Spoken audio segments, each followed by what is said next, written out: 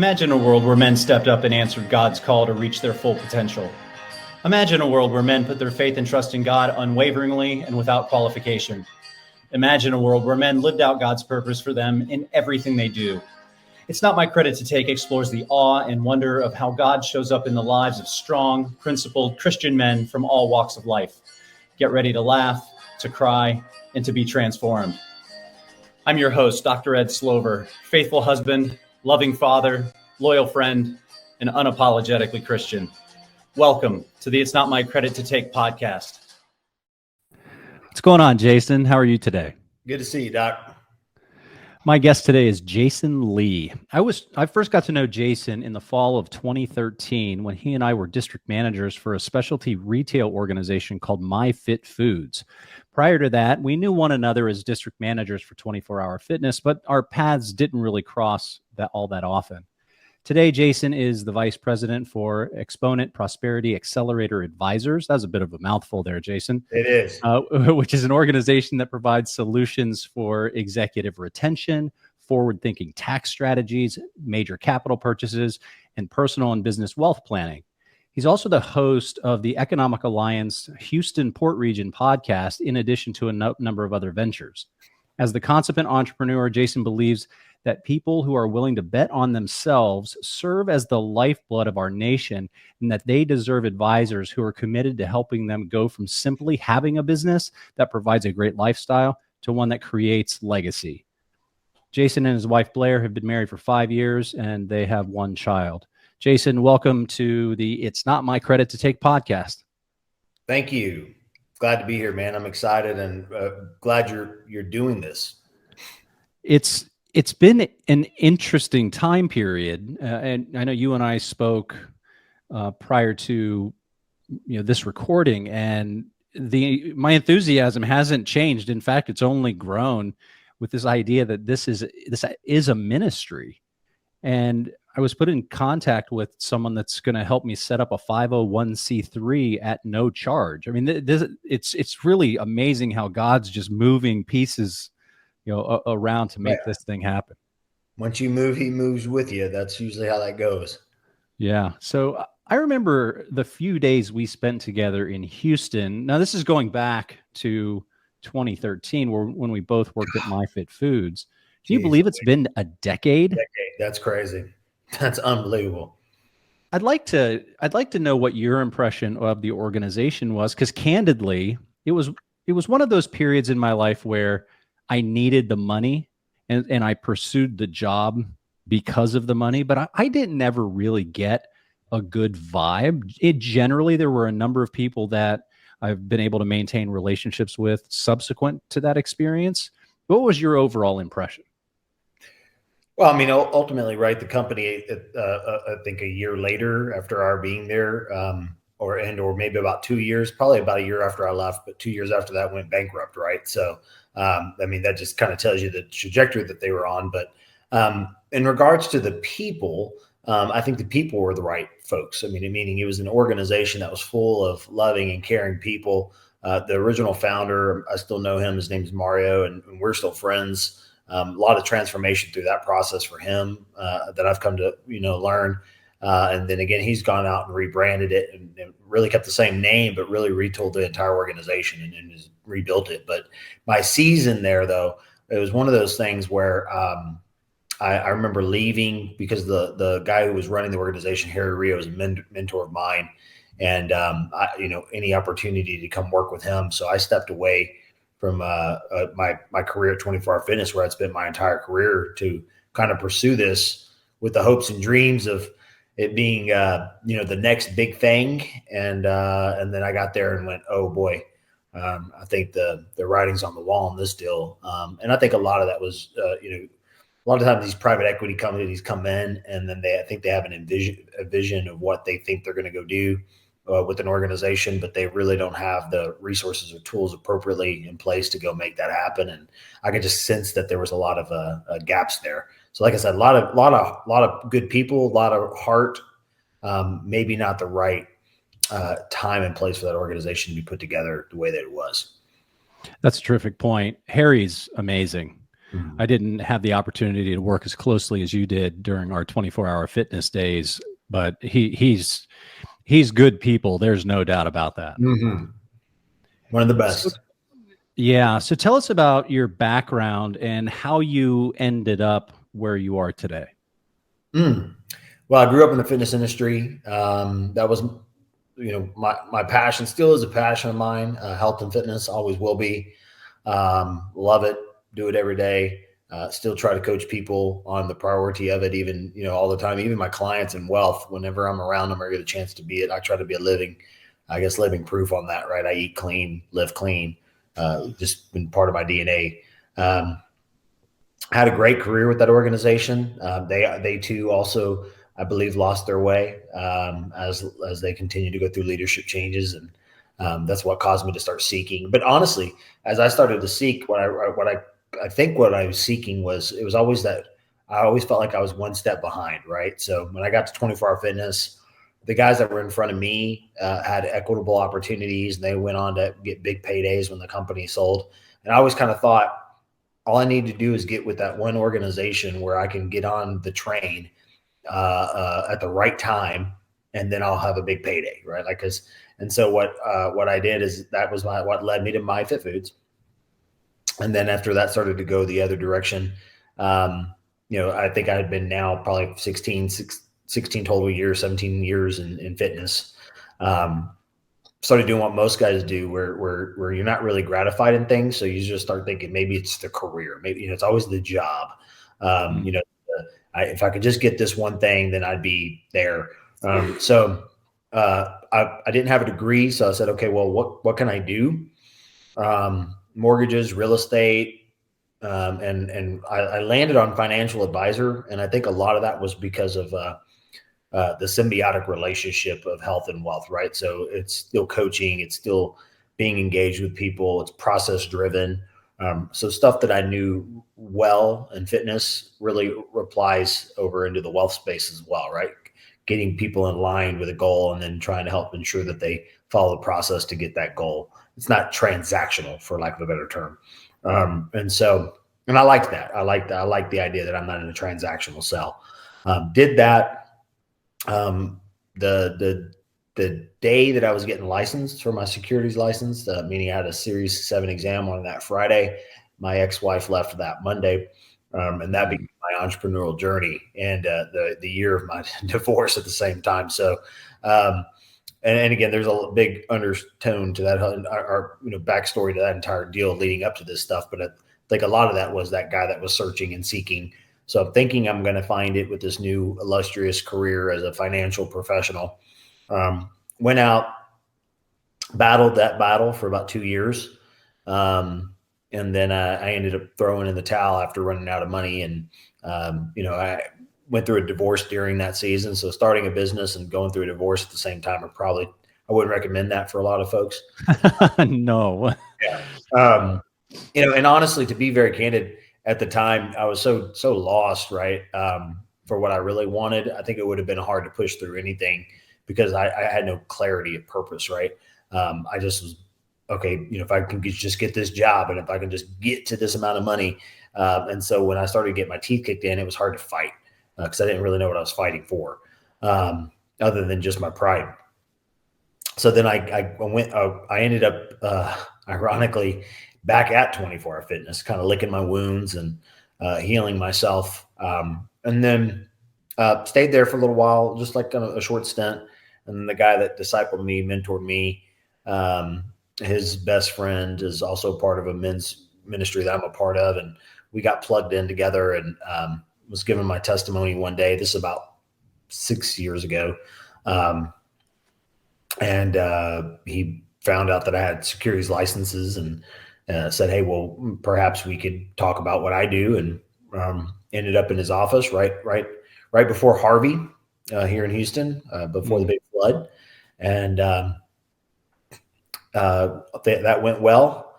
Transitioned from what I was doing, actually spent a couple of months putting houses together because they weren't really ready to bring me on yet because the hurricane had just happened, and they had some people at their office with flooded homes. So I was kind of actually in between work. It's the only time I've ever been where I just didn't have any work to do.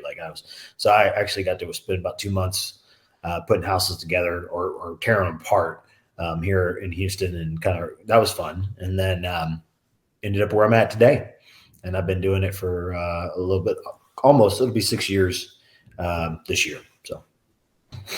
Got it. So a couple of questions with regard to your background. Did career get in the way of your first marriage? And I ask that because my marriage to my daughter's mother, we had our priorities completely out of whack. Mm-hmm. It was career and everything second. God was nowhere to be found in our marriage. And then, a number of years later, our daughter's born, and she became first, and then career was second. We just had it all really messed up. Was there any of that in your first marriage, and did that contribute to it just dissolving? Yeah. So, well, let me correct one thing. Earlier, you stated my daughter, but my daughter is from my first marriage, and so yes, similar to what you just described.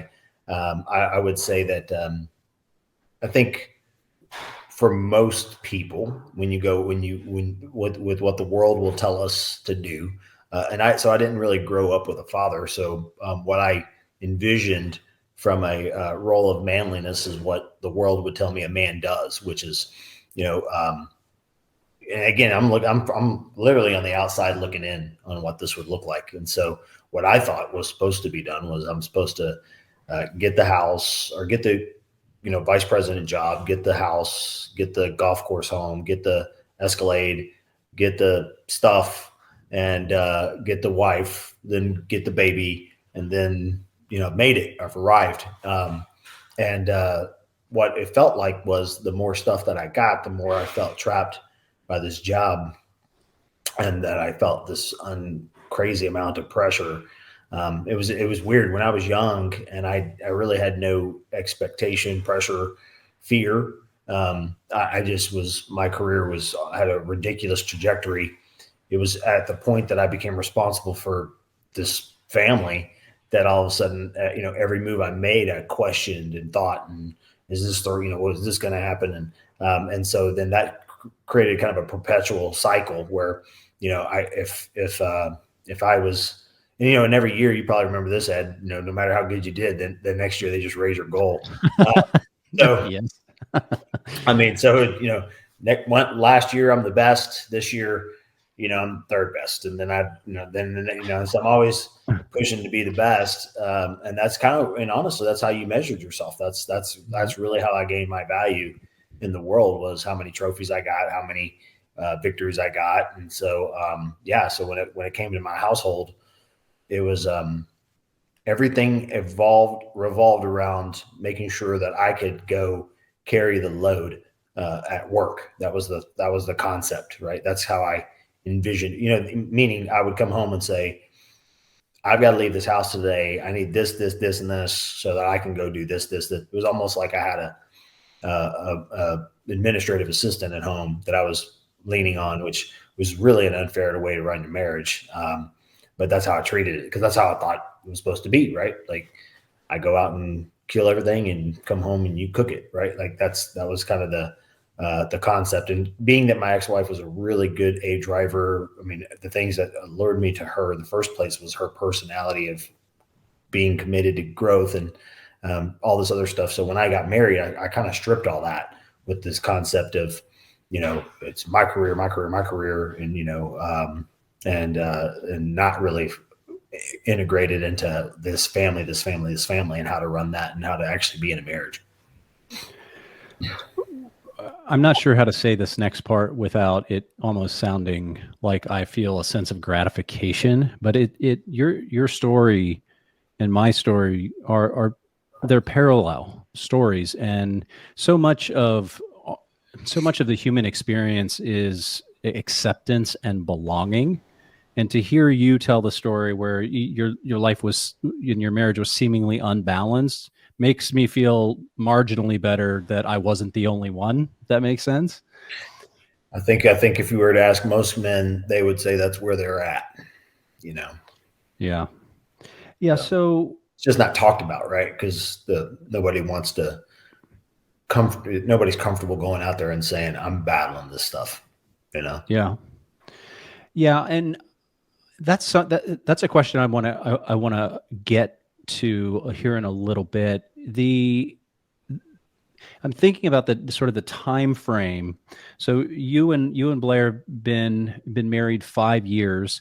Were you brought to Christ before having met her or before your marriage? What's the chronology of how you came to Christ? Came to Christ in March 16th, 2016. That was when I gave my life to Christ. I think in July, I don't know the exact day in July, is really the time that I actually believed I kind of have an encounter with the Holy Spirit. And so those are two. One was the day that I professed his being in my life. And then about 4 months later, I actually felt like his presence, for lack of a better term. And that was the turning point for my life for the most part, when I made the decision that it wasn't just going to be a talk for me. I wasn't going to just talk the talk. I was going to walk the walk. And that was the biggest shift. And that started so the divorce was probably the bigger, that was, and again, probably one of the more painful things and confusing things about people's faith journey is that there's oftentimes there's an absolute destructive moment that will cause somebody to turn to God. And I still can't understand that. I just don't get it. But it's what it took for me, right? So up until that point, I didn't have a need, desire, or thought about him. And so at the point that I finally felt like I was a failure, and no matter what I was going to do, I wasn't going to be able to figure out how to fix this marriage. It was my first real encounter with something I couldn't just go sell my way out of. And so I just threw up my hands and started said, well, what do other people do? So I guess I'll walk into church and try to see if that'll help.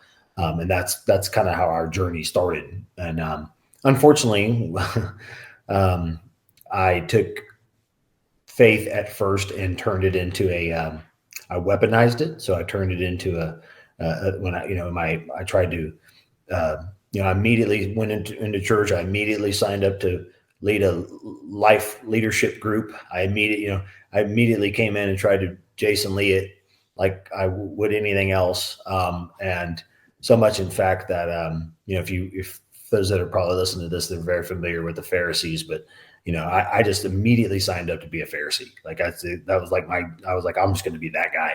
I had no idea what it was, but I was like, I will absolutely use this stuff. I will figure out which scriptures to memorize to use for what I want. And, and so I just totally destroyed that stuff right out the gate. Did that for about a year.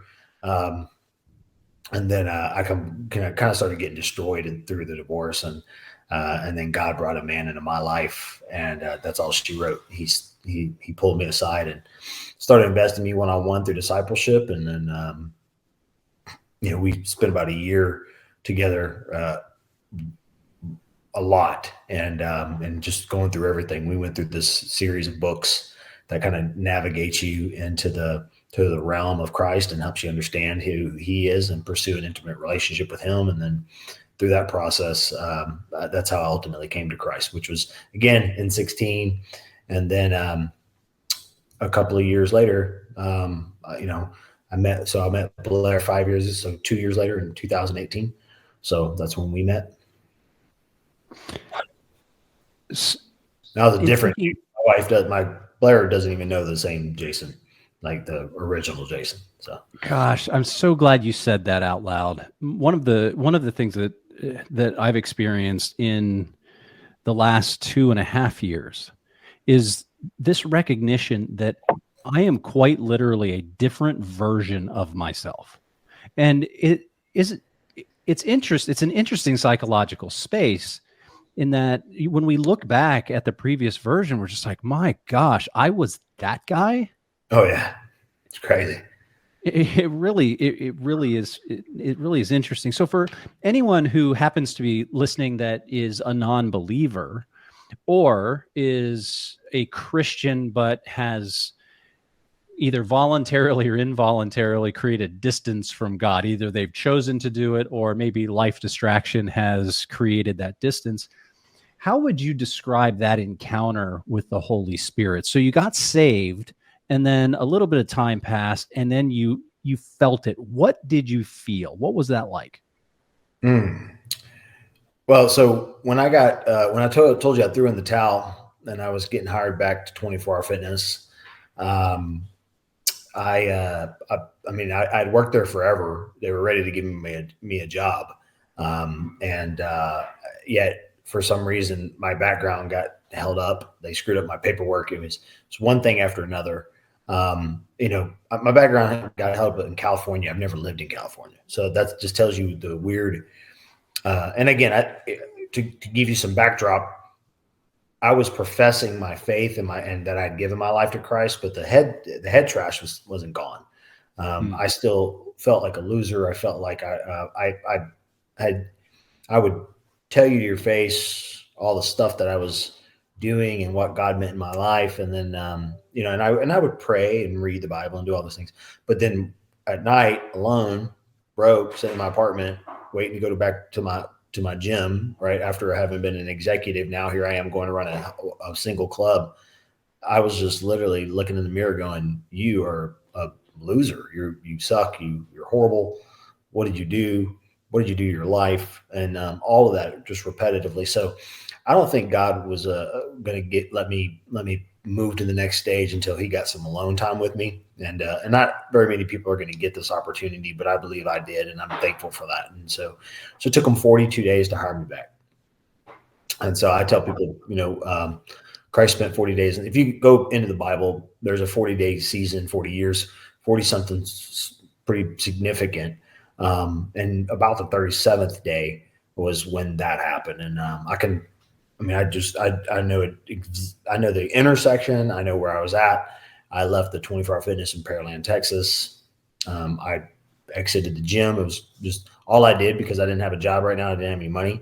Is I went to the gym. I went home. I read the Bible. I walked around the little park and prayed and talked to God, and went home and waited for my daughter and get out of school or do whatever and daycare. And then I'd go back to waiting for phone calls telling me to go to work. And so that day I'd been just trashing my head. And I got on the road, and there's a song by Jeremy Camp that says, it's called Sweetly Broken. And the words are, at the cross, you beckon me, you draw me gently to my knees, I'm sweetly broken. And the whole song is about I'm just broke, man. Like I'm done. Like, and that's, I almost get teared up thinking about it still. That was it. I just said, I'm done. I am broken, and I can't do this anymore, and I need you. And so it wasn't a profession. I didn't get baptized. Like the baptism, see, a part of that was me wanting to, like, that was my moment. I wanted everybody to be there for my baptism, and my mom and my daughter, like this was just a me and God moment. It was just I'm white knuckling the steering wheel. I'm standing at a light and I'm bawling, and I feel like something hit me in my chest, and it just feels like my whole life is shifting. And then I drove immediately to where my church is at. They have a big cross up there, and it's on a hill. And I just didn't know what I got to get to that cross, and I drove straight to that cross. And I spent the next few hours there, man, just letting it all out. And then when I came up from that kind of experience, I was like, oh, man, I immediately felt like a child of God. I felt like it didn't matter what I was going to be. It didn't matter, if I was running a gym or if I was working at a McDonald's, it didn't matter, because God had a plan for me, and I was important to him. And that was it. So I wish I could give that to other people, because it's I don't know. I feel like a lot of people, Christians, might even go through their entire lives and not ever get to actually have that experience. I can relate on some level too, maybe in just a little bit of a different way, where I intellectualize God, Right. and it wasn't until, like you, where I just surrendered. I mean, it not white flag, give up on life, but white flag, just like I simply cannot do any more on my own, Right. and I need some help here. And it's like in that moment when we finally are willing to be vulnerable enough to expose our heart, it gets filled. 100%. Yep. Okay. So then, since then, I mean, that was a fairly transformative moment. Since then, has your faith in God wavered? Have you gone through any seasons where it's just it's a bit of a struggle? All the time. Right. And that's normal. Right. One of my favorite stories in the Bible is, and this just hit me the other day, is John the Baptist, when he baptized, he's the guy that baptized and was calling on Jesus. When he is in prison, he sends those two guys to go ask Jesus to confirm that he's the Messiah. So it kind of gave me some reassurance, because John literally was there when God sent this dove down, and his voice came out. God's voice literally came down and said, "This is my son who I'm pleased with."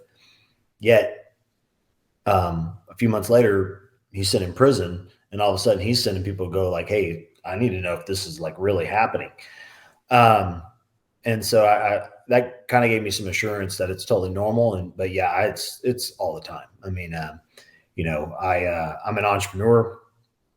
So one week I'm the best sales guy on the planet, and you can't stop me, and yada, yada, yada. And then the next week I can't close anything, and nobody wants to do business. And this is it. It's the end. I'll never make another dollar. I battled, the pandemic. I lost clients right out the gate. I was like the super huge takeoff of my business. Seemed like everything was going right, and then all of a sudden it just shifted. I had to battle through that. Then battled sickness for the last. Praise God, I'm healthy for the last 4 months now. Well, no, now 5. Thank you. But 18 prior to that. Brutal. When I met my wife, I was 40 pounds bigger of muscle. And now I've got messed up shoulder. I got bulging discs in my neck. I look at the last 5 years. I was just telling my wife, it's like we've been through, she's battled stuff. We've just had these, there are these battles that you think, oh, I gave my life to Christ, so it should be golden. So has my faith wavered? No. Have I wrestled with God? Absolutely. There's been seasons when I don't want to go. I just don't read my Bible. There's been seasons when I just don't want to have anything to do with it, and I need to take a pause because it's just not there. But usually, what I've found is when there's something not there, there's something that I have to internally tackle. It's a pride thing. There's a guilt thing. There's a secret sin that's consuming me. And I'm letting it control me. And then God over time will wrestle that away from me, and I'll see it, and then I'll put it away.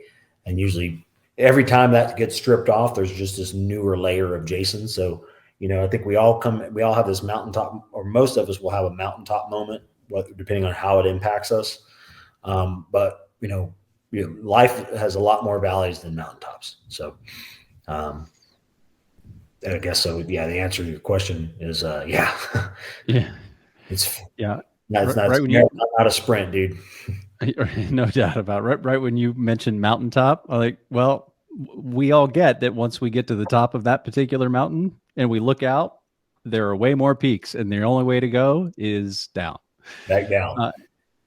So you had just referenced maybe grappling with maybe sin that was in your blind spot those moments, and you also said earlier in our conversation that a lot of times with what we're struggling with, particularly as men, we don't feel comfortable talking about it. Like I know in my first marriage, I didn't feel comfortable even talking to my then wife about, hey, look, I think our priorities are out of whack, or I think this is unbalanced, and we just kind of go through the motions, and it leads to all sorts of negative outcomes. How can, like, for you and I, how can you and I show up differently and do a better job going forward to help men feel more comfortable having these important conversations that we know that if we can reconcile some of that, we're going to just live a more joyful, fulfilling life? What are your thoughts on that? Well, I think it's proven out through our lives, and so meaning through living proof, through actually, I don't. I think you have to make a conscious effort to invest in men, or invest in other people, but I think sometimes as Christians, because that's who we are, we're men. We can really humanize the spirit by going after it with our own intentions, right? Like, so okay, I'll go, do this, and I'll go do this. And so we have this checkbox mentality so that we can feel good about what we've done. And then that makes it difficult for men, I think, sometimes to be transparent, because how can you create a transparent environment if everybody's got to look like the right kind of Christian? So what I believe where it really lies is you don't go leading with you've got your cross, right? But you're not leading with the cross. You're leading with the relationship. You're just trying to pour into people, spend time with them, make yourself available. And then the Spirit will lead that opportunity to a discussion where, Christ can make himself known. But they'll see it in you. They'll see your transparency. They'll see your comfortableness talking about those rough things. They'll go, whoa, this is different. I don't get this, because dude, I've sat through 1,000 superficial Bible studies, man. Like, we got to lead and put on the armor of God and half that room is dudes that are just getting destroyed inside. Marriages are tough. They're cheating on their wives. They've got porn addictions. They've got all these things. And everybody says, you got to do this stuff. But then they're looking around the room. They're like, well, like, who's doing it? Because I'd like to get with that guy. But then no one's like, I'm not doing it. I'm not doing it. I'm not, I'm a deacon. It's like, so everybody's got these roles, which makes it very, very difficult for them to just open up and say, I'm a screwed up, messed up dude. And I actually need this to just even exist, man. Because without it, I'm an absolute wreck. Paul did that. Paul said it. He said, I do the things I don't even want to do. I'm like, Paul waking up, here he is with Christ in his heart, and he's probably looking at chicks going, man, I like that. He's doing that, and he's like, dang it, but that's what we are, right? We're just these big screw ups. So I think what we have to do is be comfortable being a screw up and knowing it, and just to let people know that, hey, God picked a whole lot of screw ups. David was a screw up. Moses was a screw up, So be comfortable being a screw up, I guess. Yeah, definitely not on that scale between David or Moses or Paul. Thinking about, it's not my credit to take as a ministry. And you want me to steward this? Right. Seriously? It's okay. What I find interesting too, in what you said, was this idea that men have been socialized to avoid showing vulnerability, because vulnerability obviously must equal weakness. And if we do that, then we're going to be viewed as weak, or we're going to be judged negatively. What's fascinating is that the opposite is true almost every time. Whenever we do put ourselves out there and say, you know what, I'm broken, and here are the different ways that I'm aware of that I'm broken. I don't have a good answer to, if I were asked the questions, like how do you create that comfortable space to be able to have someone show up and just ground in the notion that the truth is stubborn and it's always enough. And if I internalize what you had said first, it's not so much leading with your theology, but really trying to relate and connect with them where they are. Did I internalize that correctly? Absolutely. Yeah. Got it. So as far as your work, so you spent a long time in the commercial health and fitness industry. Now you're in wealth planning, succession planning, a really dynamic career. Do you view your work as a ministry of sorts? And if so, have you been able to weave your faith into that work? Well, I think if you choose to, you can make any work a ministry, right? But I will say this. When I was trying to not trying, but as I went out and tried to think, even today, right, I get approached by people for job opportunities and things like that. And, and usually it's like snuck in at a lunch or whatever, and I'm like, oh, okay, cool. So you're recruiting me. But I was like, man, I was hoping to try to like get some business from you. But then what ends up happening in a conversation though is I'm always just check in and ask around with culture. And one of the things that was alluring to the opportunity that I'm in now is I have a boss, right? I have a team. We deliver on this stuff, but ultimately I am who I am. And I'm pretty out and about my faith. I'm very transparent with it.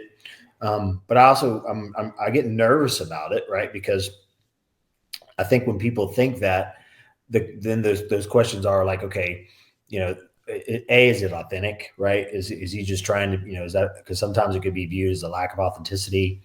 B, doesn't mean I'm not going to screw stuff up, right? Like, I think when you're claiming to be a Christian guy or whatever, then people automatically assume you're not going to maybe make mistakes, or that you're, does that make sense? It's almost like you're trying to put yourself out there, and then people automatically are, well, you did this thing. And, and sometimes I hold myself to that deal, right? Like for the longest time, I said yes to everything because I thought everybody's going to, think I'm not as good of a guy if I don't show up to everything. Well, that was killing me. So I had to get rid of that, and I had to stop that. But yeah, I think honestly, our whole life should be a ministry, right? And so I think our first line of ministry is at home, and then our next line of ministry is in our career. And yes, my work has been able to allow me to do it. I weave my faith into my social media platforms regularly. When the opportunity presents itself, I've prayed with guys. I have guys right now that are on 2 pursuit lists, and I'll just say that I have 2 lists. I'm pursuing them because maybe I want to do business with them, but I'm pursuing them because I'm more interested in their souls. I'll leave the outcome to God, if that makes sense. So I have 2, they're on both lists. They're a prospect for business, but they're also a prospect for Jesus. And so that's always kind of my thought process is go out and be with as many people as possible, and then allow God to use me however he chooses, whether it's for business or ministry. And ministry could be something as simple as being there for them. And again, it's never to pound on them. And, if you just got some God in your life, or maybe you should try church. I don't do that kind of ministry. It's like more like I just want them to see me and go, okay, well, something's different, something's going on. I had a dinner the other night with the guy, and I was just telling him how I met my wife and how I had given up on a lot of things that I was doing, and I had made a firm commitment to approach, and it wasn't out of legalism that I decided to stop those things. It was out of a genuine heart for God that says, look, I'm not doing this because I legalistically feel like I have to. I'm doing this because I love you, God. And I believe you love me too. So I think you're going to bring me one of your daughters, and she's going to be amazing. I just need to act like the kind of man that deserves that kind of daughter. And so when I made that decision, it was just a few months later, my wife came into my life. And so, and he rewarded that. Right. And I was having this conversation with a guy over dinner who his parents turned him away from Christ so long ago. He's in my personal opinion. He's like, in my personal, he's going to be the best Christian ever. He just needs to understand it's not about some of the stuff that he had faced in his childhood. And so I didn't press anything on him, but one thing that I really felt in that moment afterwards, because he goes, wow, okay, so he goes, that's real conviction, was his words. And he goes, you rarely hear people who have that thing, And I was like, well, I'm not doing it because I feel like I have to. I don't feel like God's making me. I don't feel like if I don't do this, I'm not getting into heaven, or that I'm not going to fit in at the church. I just made that conscious decision because I decided that the best way I could show love to God is just do the things that he's asking me to do. It's interesting that you brought up something a little bit ago related to other people finding out that we're Christians. Why do you think there's this stereotype that if you communicate outwardly of your faith, there's this almost immediate, I don't know if it's a judgment, but there's almost this immediate response that say, oh, well, you must be perfect. When in reality, we're all hypocrites.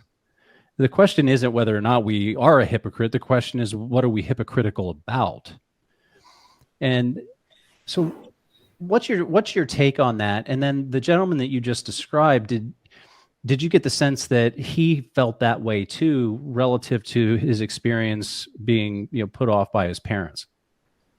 Yeah, absolutely. And I think we've all experienced that. I mean, at some level. And I think that's what happens, right? And so I think that's probably one of the bigger challenges in the church today is that people they take their ideology and allow it to trump their theology, and by doing so, they go out and they wave this flag of division. When in my personal opinion, the last way you're going to win over a lost person to ever want to have anything to do with Christ is by banging them over the head with something. That's just not going to work that way. And so the same thing goes when it comes to this kind of judgment piece. I've had people who don't associate with me anymore from my past life, not because of any other thing, but I think that they've opted to think that I think I'm better than them now, or that I'm, and I'm like, I've done nothing to portray that other than just, be who I am now. Right. Which is, but I don't know if that necessarily has anything to do with me being different as much as it has something to do a lot of times with that internal, it's like, here's a good example. I used to think all pastors, I just my thing before Christ was, it's all about money, and blah, blah, blah. And, that I had already preconceived that deal. It was a bunch of hypocrisy, and these things were just about making money. And I could go into a church and hear the best service ever for Easter or whatever. And then whenever the collection plate came around, I was like, there they go. It's them. And I think I could have given the best sermon in the planet. And I was there to absolutely criticize the entire deal. And that all started with me being around 14 years old, strung out, lost, on drugs, going through a battle in my life, seeking help, walking into a church in Deer Park, Texas, because there were cars there and there was a cross out in front. And I said, I'm going to walk into this church. And I'll never forget, I walked in, I had my little skater pants on and had a little spiky hair and stuff. I was that outcast skater kid. And I remember the old white people in the church going, hey, you can't come in here like that.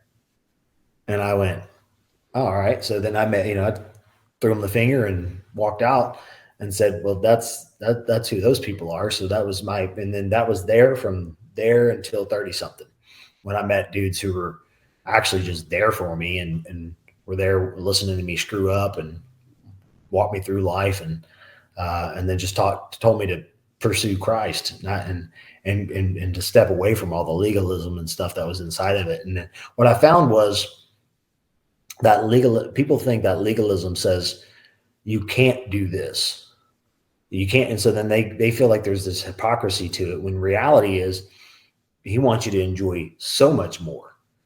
He's like, hey, I want you to have great sex with your wife. Like, I created that. Like, think about it. Think about creation. Like, did that have to feel good? Like, it didn't have to. It could have just been robotic, right? It could be like, but we got that gift. So people look at it the wrong way, right? So like, I don't know. It's just, I want you to enjoy it. Just enjoy it with the right person, right? Don't use it out of this thing.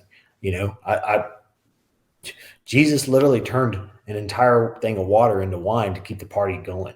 I mean, that's a pretty cool God, right? Like, wow, right? Like, they're like, the party's almost over, and he's like, no, I got this. Bam, and then there's wine. I'm like, so, but what he didn't say was, but let this wine consume you, and then go beat your wife because you got out of control, or go start a fight in the neighborhood because of that, or don't go to work tomorrow because you're too hungover to be a man and get up and do your stuff.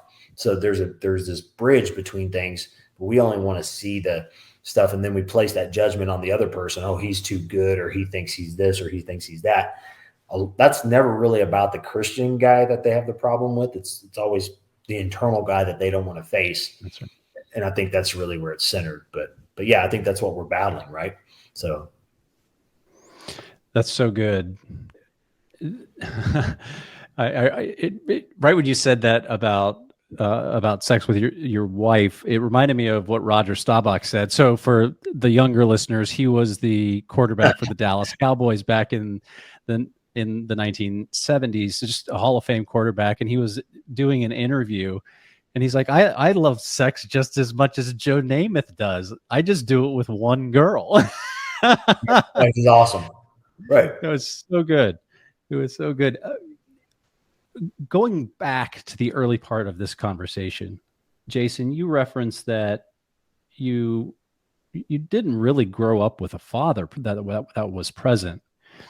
If you had an opportunity with what you know today and everything that you've experienced, what would you say to the 14-year-old version of yourself that found himself strung out and broken and lost?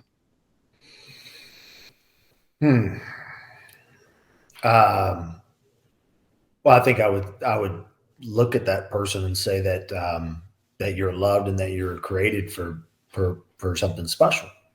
That you were masterfully made, and that you're exactly designed how I like you and how I wanted you to be. So, every child is going to go through an identity crisis. Every one of them. At some point in time, every person will, and it will mostly happen in their formative years.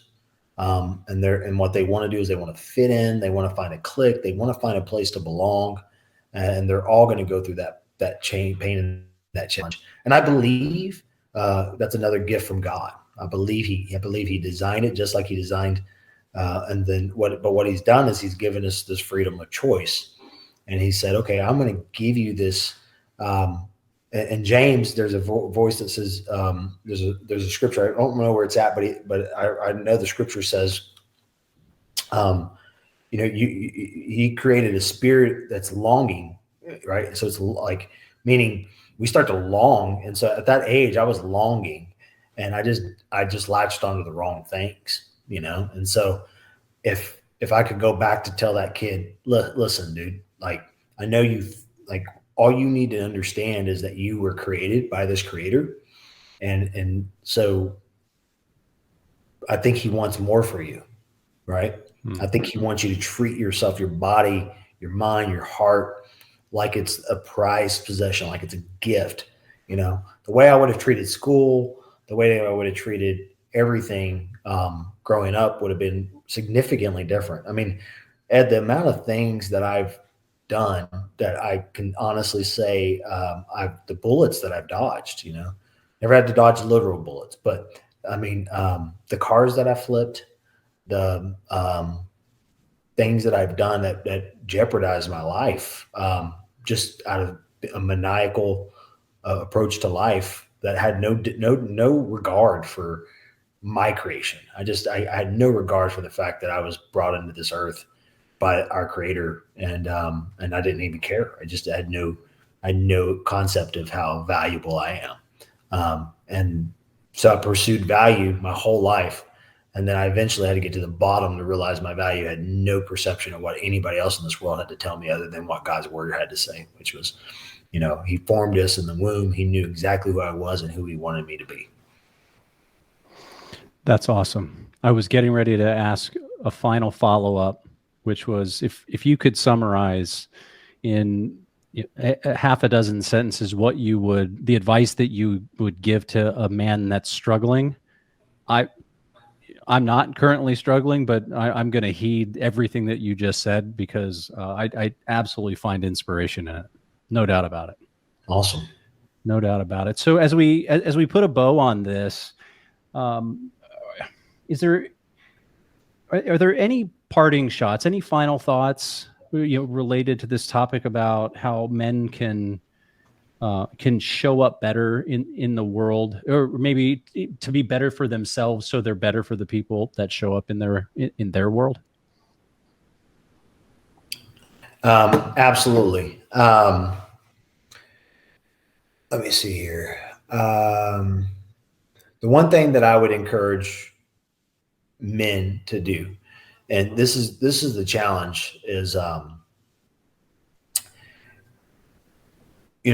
Bible, He says, "Be still and know that I'm God."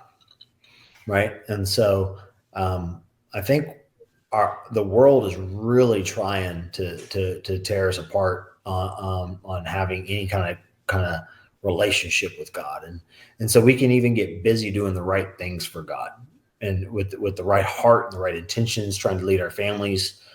And so oftentimes our default mechanism is to create a lot of activity, but we start doing all of that activity in our own power. So we get busy. We go. We're in a Bible study. We're doing the youth group. We're the greeter at the church. We're serving on the committee at the thing, and then we got the kids' games, and then we have to go to their practice, and then we got to go 3 different places on the weekend. Then we got to get to Costco, and then we got to get so we've got all this stuff, and we can be living really valiant lives, meaning lives that people go, "Oh man, wow, you really made this."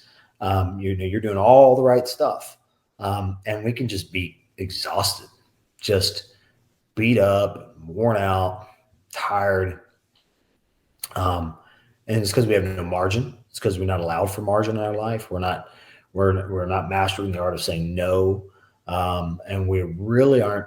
And I'm speaking from personal experience, right? When I had no job for 40 days, all I could do was hang out with Jesus. And let me tell you right now, I was the happiest I've ever been, right? And I can't describe it. It sounds completely crazy. And then now, I got a podcast, and I'm doing a podcast with my friends, and I've got a show, and I got other things, and I'm serving in this committee and that. So I'm doing all the stuff you're supposed to do in the world to make an impact, because you don't want to let your gifts go to waste. But at the same time, a lot of days I wake up and I'm on empty, And so what I would encourage any man is, if you're on empty, start looking at your calendar and ask yourself, how much time am I being still with God?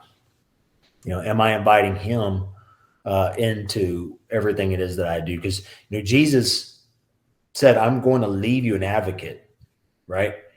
When He was leaving, He said, "I'm giving." So He, prior to that, you had to gain access to God. So it was something that was a privilege, if I can get to God. And then Jesus came down and spent time with us. Then He left and said, "Great, good news. I've got to go, because if I don't go, you guys don't get this guy," right? And so that Trinity, that third part, we lose sight of so often, right? We oftentimes think about that we're doing all this stuff and the prize is on the other side of life, right? So we got, we're going to get to heaven, then we get to have eternity and all this other stuff. But God intended us to live in the garden today, but That's right. he wants us to walk right there with them, having that conversation, just like Adam did, where when they said God would come walking by and they could hear him talking in the garden. So we're in the garden. The garden hasn't changed, right? The only thing that's changed is we don't invite God into it, right? Mm-hmm. So I tell people, myself personally, I have to remind myself when I start feeling I'm getting crushed, I start asking myself, dude, did I talk to God today? Like, did I, so maybe I just need to turn the car off on my drive home and start talking out loud. Like, God, what the heck am I doing? Just blah. Pretty soon you start doing enough of that and he will step in and you'll see things and you'll go, I'm not going to do that. Say no to that. I'm not, and you'll start to build, and it won't be you that'll do it, or something will happen at work or something will happen with your wife. And you, instead of where you normally would let that trigger you and send you into this other universe of anger and frustration and all this other stuff, it just kind of goes and just flies right past you. And you're like we talked about earlier, you said it, you're like, who's this guy? Like, that's not me. Right. But then you go, oh, okay. That's somebody, that's the indwelling life of Christ, which is it's almost a substitution of you and your own power. So that's the only thing I would leave any man. I'd just say, hey, if you're struggling, be still with God. That's tremendous advice. So thank you so much for sharing that. Thank you so much for sharing your story and how you've been able to navigate this after dealing with pain that isn't just unique to you, but you ended up finding the right vehicle through the grace and mercy of Jesus Christ. It's awesome. So thank you so much, Jason. As we close, would you mind closing us out with a prayer? Absolutely. Lord, we just we love you, God, and we're thankful for you. We're thankful for your son, what he did for us, that we can have a relationship with you, and that we can actually be kind of invite you into our lives to be a part of what we're doing at any given moment. Lord, I thank you for the platforms that you've created. All these tools that can be used as a distraction for you can also be used to help spread your message and spread the gospel. And so I'm thankful that we have access to these tools today, and that and that you've really put it on Ed's heart and his ministry to take this and just go run with it. God, it takes a lot of courage to just step out in faith and do things. And at the end of the day, Lord, I would just pray over his ministry, over his mission and his vision for this.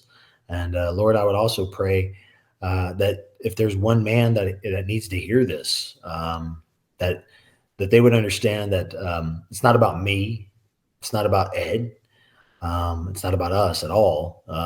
They might have liked what we had to say, something might have resonated with them, but they don't go back and say, "Man, that guy, man, he really had a point." But that they go, "Man, that guy pointed me back to what Jesus had to say." Right. And so at the end of the day, we would just ask that the words that were used today were just vessels for you, and that they would push people back to you and to seek you and to know you. In Jesus' name we pray. Amen. Amen. Jason, that was awesome. Thank you so much for the conversation today. I really Great to be on, man. I'm very proud of you, man. Thanks for doing what you're doing. Thank you so much. God bless. Awesome. You can contact the show at itsnotmycredittotake.com. We'd love to hear from you. God bless.